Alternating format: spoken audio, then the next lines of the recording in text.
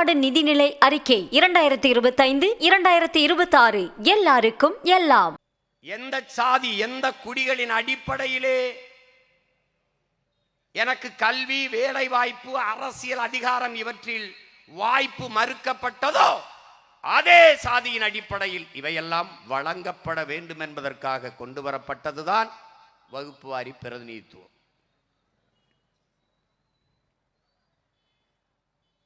இது பல முறை அண்ணல் அம்பேத்கர் அவர்கள் இந்திய நாடாளுமன்றத்தில் பேசி தர்க்கம் செய்து கொண்டு வரப்பட்ட ஒன்று. பொருளாதார அடிப்படையில் பின்தங்கியவர், economically backward, socially backward, economically socially backward நாம்.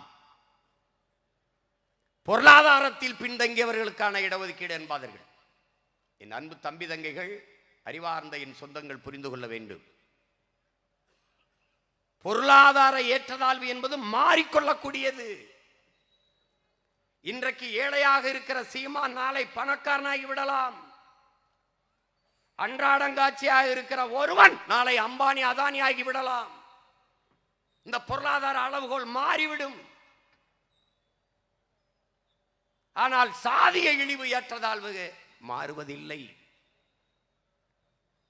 இந்த தெருவிலே சீமான் நடக்கக்கூடாது, இந்த குளத்திலே குளிக்கக்கூடாது, இந்த கோயிலுக்குள் நுழையக்கூடாது, இவன் படிக்கக்கூடாது, இவன் இந்த வேலைக்கு போகக்கூடாது என்றெல்லாம் ஒடுக்குமுறை, அடக்குமுறை, தீண்டாமை, இழிவு இருந்ததெல்லாம் நான் ஏழை என்பதற்காக அல்ல, நான் இழி சாதி தாழ்ந்த மகன் என்பதற்காக, தீண்டத்தகாதவன் என்பதற்காக.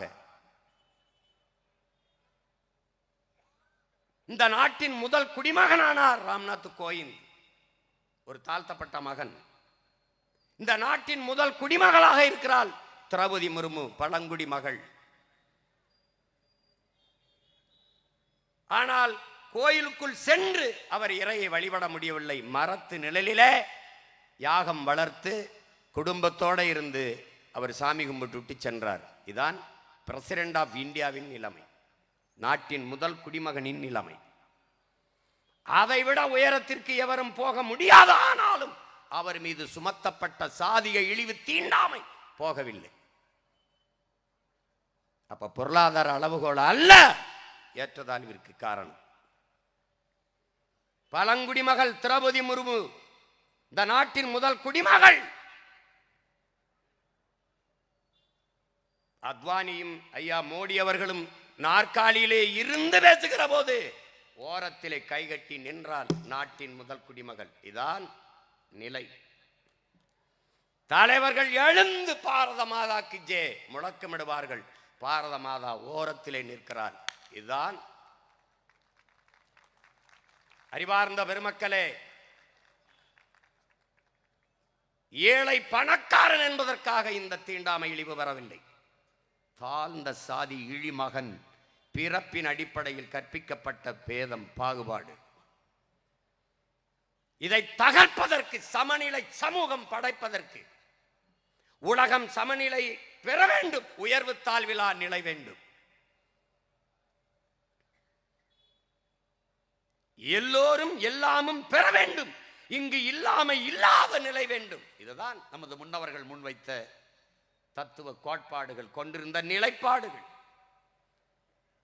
அதற்கு இருக்கிற ஒரே வாய்ப்பு குடிவாரி கணக்கெடுப்பு, அதற்கேற்ப கொடுப்பு. இதுதான் தமிழ்நாடு நிதிநிலை அறிக்கை 2025-2026 எல்லாருக்கும் எல்லாம். செய்திகளை உடனுக்குடனும் துல்லியமாகவும் தெரிந்து கொள்ள சப்ஸ்கிரைப் பண்ணுங்க.